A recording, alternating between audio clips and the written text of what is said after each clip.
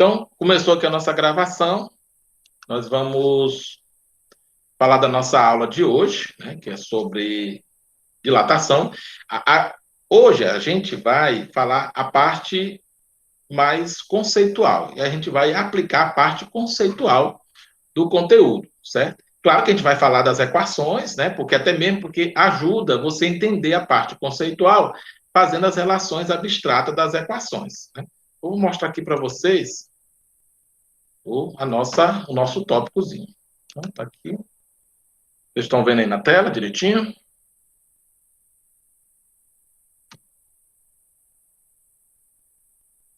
Qualquer coisa vai estar gravado lá no meu canal do YouTube, tá bom? Então, essa parte da dilatação térmica é um assunto um pouco mais matematizado por consequência das equações, né? Por isso que a gente vai trabalhar hoje mais aqui a parte conceitual, mas também mostrando as equações, porque faz parte também do conceito de dilatação térmica. Então, o conceito de dilatação térmica, ele é bem simples, né? Todo corpo, no caso, vamos trabalhar hoje basicamente os corpos sólidos, né? Depois na outra semana, a gente vai trabalhar a dilatação dos líquidos, especificamente. Mas, quando aquecemos um corpo, aumenta a sua energia térmica, ou seja, seus átomos vão vibrar, né? Vão se movimentar, né? Ou em torno do seu eixo, ou até mesmo se deslocando espacialmente, né? Dentro da sua estrutura. Então, essas moléculas vão precisar de mais espaço e acabam se afastando uma das outras, alterando assim o seu tamanho, né? O seu volume, né? Esse fenômeno é conhecido como dilatação térmica, né? Vocês vão perceber isso muito no cotidiano da gente, muito, muito mesmo, né?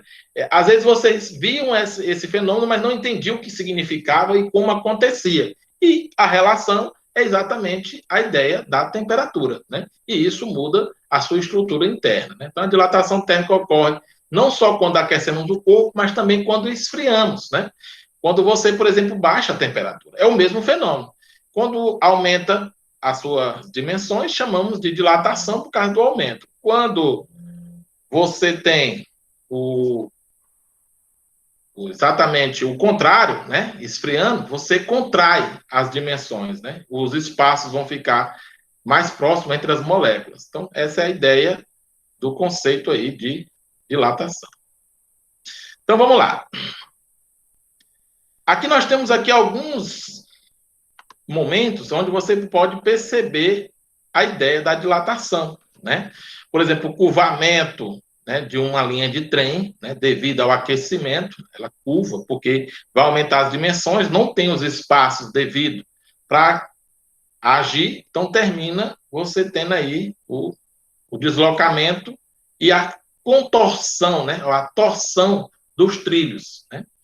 Aqui tem esse exemplo aqui da criança na frente do espelho, mas na realidade não é a criança que é a história. É que essas bordas metálicas e o espelho de vidro se dilatam de maneiras diferentes por ser de materiais diferentes.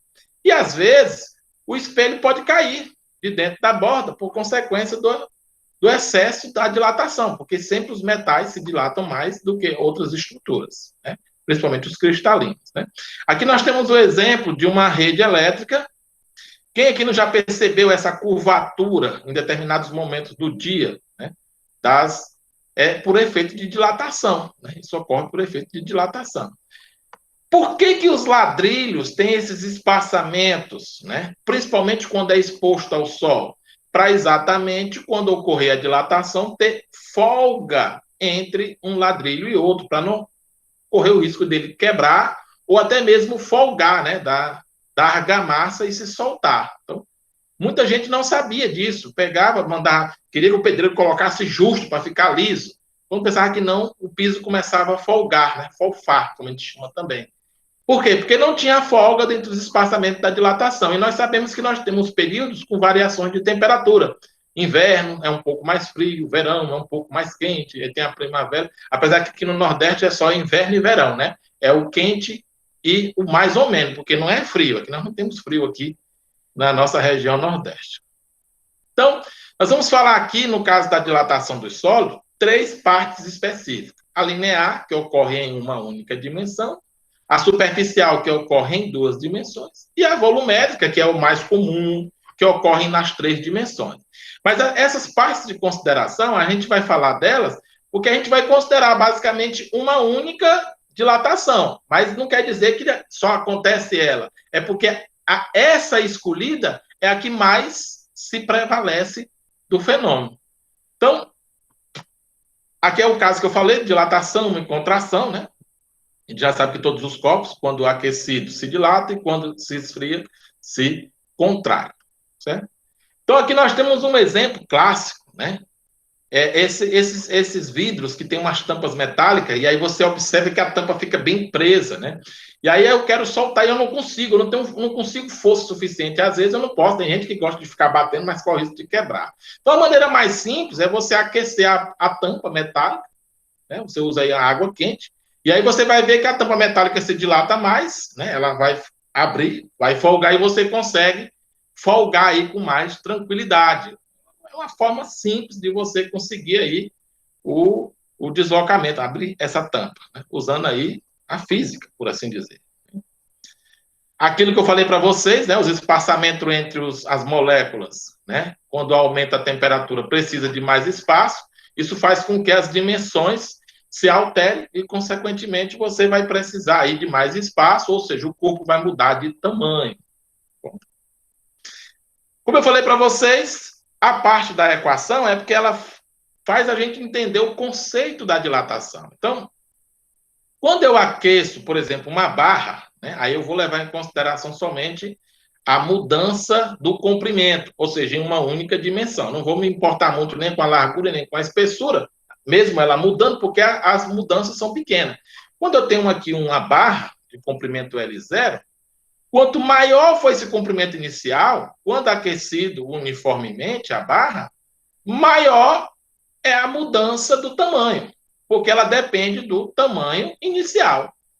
Então, se eu tenho um comprimento muito grande, por isso que nas redes elétricas eu não posso, por exemplo, colocar um poste aqui e 1.000 metros depois colocar outro, porque se eu fizer isso, no final do dia, eu vou ter um curvamento do fio tão grande que é capaz de bater no chão. Então, isso já é feito os cálculos para fazer os barramentos, né, os portes, um porte entre um porte e outro, um tamanho onde, quando houver a dilatação, o curvamento vai ser o mínimo possível e assim evitar de tocar o chão, a rede elétrica. Olha só, vocês nunca imaginaram que isso era... Por que tinha de ter um porte a cada 50 metros, por exemplo? Vocês não sabiam o motivo, né? Tem a ver com o tamanho inicial, certo? Esse é o motivo. Então, já sabemos que essa mudança no tamanho, né, o tamanho ficar um pouquinho maior quando aquecido, depende do comprimento inicial. E outro fator também que interfere é a própria temperatura. Quanto maior é essa variação, por exemplo, entre o dia e a noite, né? Você tem a noite relativamente fria e o dia bem quente, né? Chegando aí 45 graus, e a noite 25. Você tem uma variação de quase 20 graus, aí, por assim dizer, né? De 20 graus.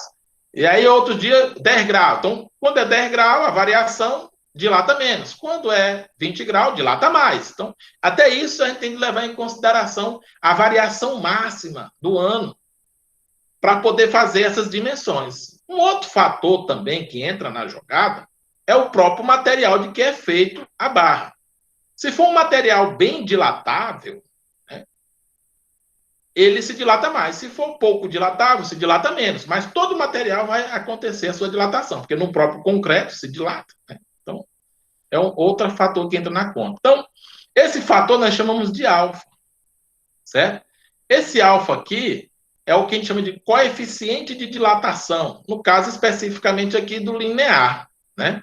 Então, a mudança no tamanho depende do comprimento inicial, da variação de temperatura e do tipo de material.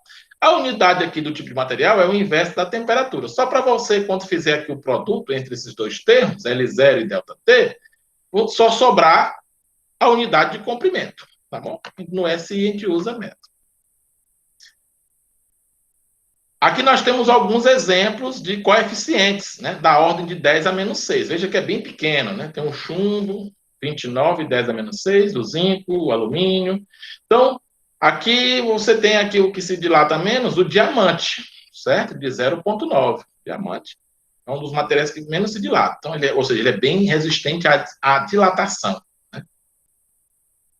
Aí aqui você tem só uma ordem final, né, de como você calcularia o comprimento final de um material, que é você somar o comprimento inicial com o tanto que ele alterou, que pode ser a contração ou, se for contração, aqui seria diminuindo, né? Se for a dilatação, aqui é aumentando. Tudo depende da variação de temperatura. Se a variação de temperatura for positiva, aumenta o comprimento. Se for negativa, diminui o comprimento. Pronto. Por isso que eu disse que as equações que a gente ia mostrar aqui é só para a gente fazer a estrutura conceitual. Nesse momento, nós não vamos aplicar nos nossos problemas aqui as partes matemáticas, certo? Hoje a gente vai deixar mais para a parte conceitual. Aí você tem aqui a dilatação linear do sólido. Eu tenho aqui um exemplo de lâmina, né? Não sei se você já viu aqui, uma bilâmina. Isso aqui é muito usado em relés, né? Como é que é essa funcionalidade dessas lâminas bimetálicas? A função dela é fazer a curvatura, né? Fazer a curvatura aqui. Então, eu tenho aqui duas lâminas, aí uma se dilata mais e a outra se dilata menos. Elas são coladas uma na outra. Então, aqui se dilata mais, empurra, aqui se dilata menos. E aqui se dilata menos, puxa, aqui se dilata mais. Aí ela vai curvar para o lado sempre daquele que se dilata menos.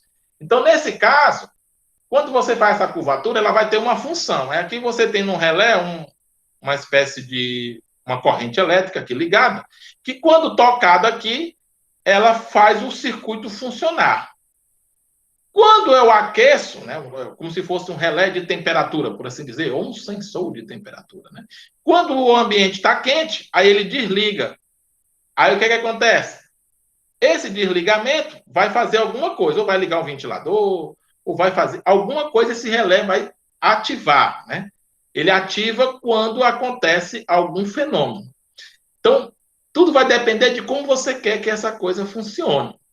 Hoje, só que nós temos, está na base da eletrônica, isso aqui praticamente não é mais usado, você tem sensores, mas a ideia do sensor é basicamente essa aqui também. É você fechar ou abrir um circuito para fazer o funcionamento ou desligamento de algum dispositivo.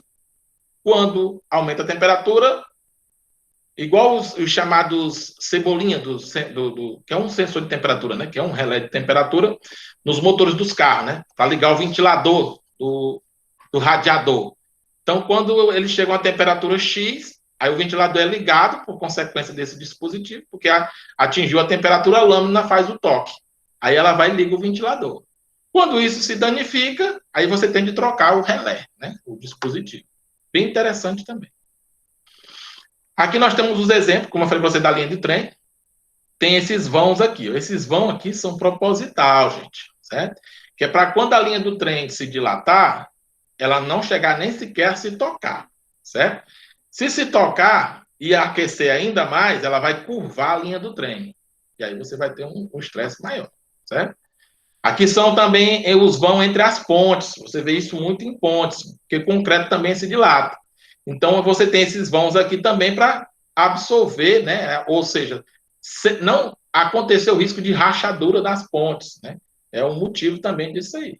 E aqui as linhas de transmissão, como eu falei para vocês, esse curvamento aqui é devido à dilatação. Quando for à noite, isso aqui fica um pouco mais reto, porque ele volta a se contrair novamente.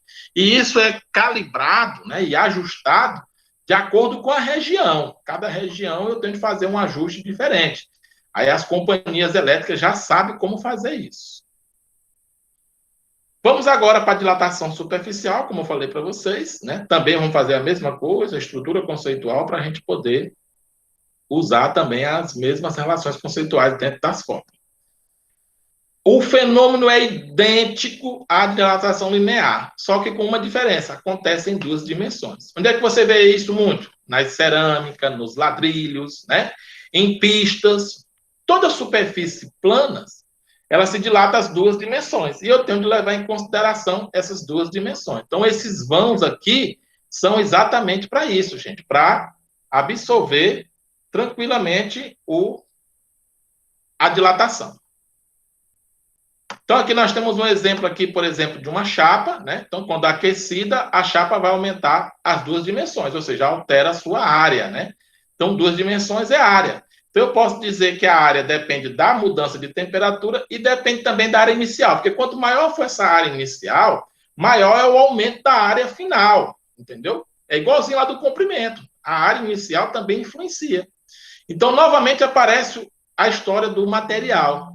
Só que o material aqui, nós vamos usar o material exatamente relacionado às suas dimensões. Como são duas dimensões, esse coeficiente que relaciona o material, chamamos de coeficiente de dilatação superficial, que é o beta, ele é o dobro, por ser de duas dimensões, o alfa, lá do linear, que é de uma única dimensão, certo?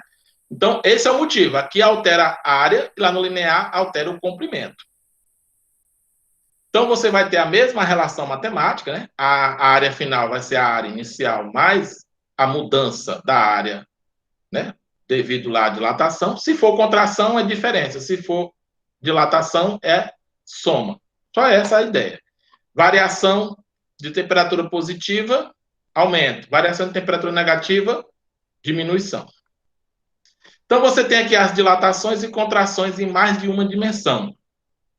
Lembra que eu contei aquela história lá dos espelhos? Então, o espelho também tem que tomar muito cuidado, porque as partes metálicas se dilatam diferente dos cristalinos, né?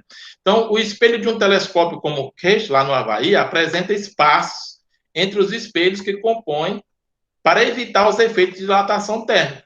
É a mesma coisa que acontece com os ladrilhos, os espelhos também têm de usar essa mesma situação, gente. Nada pode ser colado, justo. Se você vai ter problema, principalmente com a mudança de temperatura. Lembre sempre disso, coloque isso na cabeça. O tamanho dos espaços vazios, né, que é uma pergunta interessante, por isso que esses rolamentos, quando são feitos, tem muita gente que fica perguntando, por que não bota aqui isso aqui cheio? Porque se isso aqui fosse cheio, com a dilatação, ele vai romper, né, esses materiais. Você tem esse enrolamento, então, porque tudo aqui também muda com a dilatação. Os espaços vazios mudam junto com os espaços não vazios, né? Essa é a pergunta que ele coloca aqui, ó. Então, o tamanho do vazio também se altera quando a temperatura varia? Sim, porque ele faz parte do corpo. É como se fosse um corpo só. Então, ele aumenta acompanhando a própria mudança do produto. E isso é proposital, tem um motivo disso aí. Né? Faz parte da estrutura. Dilatação volumétrica, a única diferença da superficial linear é que ela acontece em 3 dimensões. É o mesmo fenômeno, certo? Então, você tem os exemplos dos vão das pontes, igualzinho lá da superficial, acontece... Por exemplo, casas. Não é bom você construir casas coladas uma na outra. Corre o risco também desses efeitos de dilatação, rachar ou até mesmo uma casa derrubar a outra. É o mesmo fenômeno também, pessoal. Então, as equações têm a mesma característica, variação do volume final, né, a variação do volume depende do volume inicial e do material, que nós chamamos agora aqui de gama. Né? Esse gama, por ser em 3 dimensões, é 3 vezes o alfa, certo?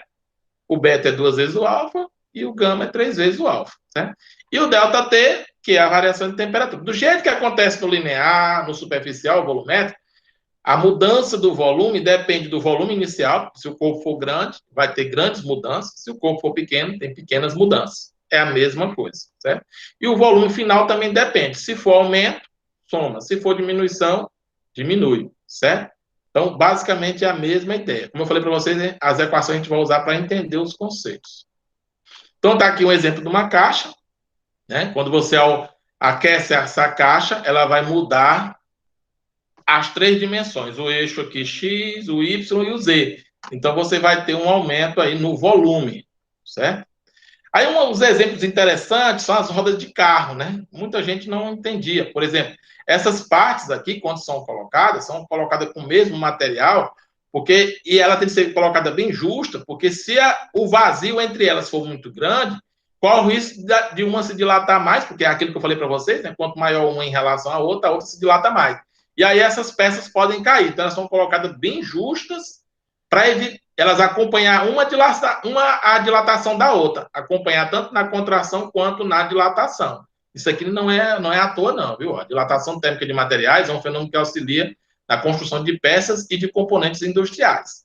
Às vezes, até quando eu uso materiais diferentes, eu tenho de levar em consideração a ideia também do tamanho dos encaixes, para que um acompanhe a dilatação do outro. Por exemplo, os dentistas, eles usam um produto, né, quando vai fazer restauração, que acompanha a dilatação, e tem gente que acha que o dente não se dilata, mas se dilata também, entendeu? A estrutura do osso também. Se não acompanhar, o que aconteceria? Uma restauração caía com pouco tempo. Ou a restauração se dilata mais do que o dente, ou o dente se dilata mais do que a restauração. Qualquer um vai acontecer o fenômeno de romper a restauração. Então, até isso tem que se colocar um material equivalente para fazer esses procedimentos. Professor, mas a minha boca não altera a temperatura. Altera, você não come? Quando você come, você bota comida quente na boca. Alterou a temperatura. Você bebe água gelada, alterou a temperatura. Então, tudo isso faz parte do processo. E aí é onde vocês têm que tomar bastante cuidado. Por isso que a gente diz muito assim, tá comendo comida quente, não beba água gelada demais. Okay? Vai ter o efeito de dilatação e contração rapidamente. Aí, às vezes, quem tem restauração não suporta essas mudanças bruscas e acontece aí o que a gente chama de ruptura. De vez em quando tem gente aí que anda com a boca aí faltando um dente. Aquilo das casas que eu falei, não é bom construir casas coladas, porque vai acontecer aquilo que nós falamos, uma em relação à outra. Então, a relação aqui entre os coeficientes, né, como eu falei para vocês, o alfa é dilatação linear, o beta superficial, o gama volumétrico, cada um nas suas dimensões, primeira, segunda e terceira. Então, está aqui as relações entre eles, né? 2 alfa igual a beta, 3 alfa igual a gama, o gama é 3 beta sobre 2, certo? O gama entre o beta, você tem aqui essa relação. Aqui vai estar no PDF para vocês, tá bom? Então, como é que funciona isso? Fiz aqui um mapa conceitualzinho para vocês entenderem como é que essa coisa funciona. Então, o calor faz provocar as variações de temperatura. Essas variações de temperatura provocam as dilatações e as contrações térmicas. Nos sólidos, nós temos 3 tipos: a linear, superficial e volumétrica. Todas elas vêm devido à questão do ganho ou perda do calor. A variação positiva ou negativa do calor. Então, vai acontecer ou dilatação ou contração térmica. Tá ok, pessoal? Então, um mapazinho bem rápido aí para vocês compreender aí essa parte conceitual da dilatação. Aí vamos para as questões que vocês precisam estar trabalhando hoje. A primeira é aquela do bimetálico que eu falei para vocês, né? Vou pegar aqui uma canetinha só para vocês entenderem bem. Então, ele diz aqui, a figura a seguir representa uma lâmina bimetálica.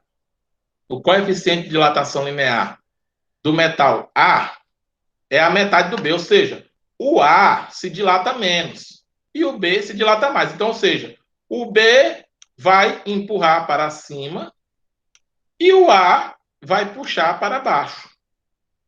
Então, ele vai se curvar para onde? Ele vai se curvar para o lado esquerdo. Está aqui a resposta. Vai se curvar para o lado esquerdo. Tá bom? Bem simples. Tá bom, pessoal? Na segunda, essa daqui não tem como vocês errar, né? Eu tenho uma porca muito apertada no parafuso. O que você pode fazer para afrouxar?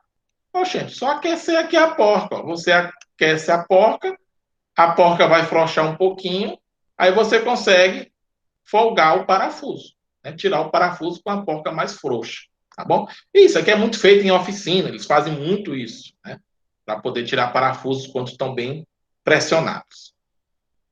Na terceira, está aqui a do vão, aquela questão do vão que nós falamos, né? Então, no inverno, o que acontece? Esse trilho se contrai e esse trilho se contrai. Então, a abertura entre eles fica maior, certo? Fica maior a abertura entre eles. Então, a distância entre 2 pedaços de trilho consecutivo em uma estrada de ferro é maior no inverno. Tá bom, pessoal?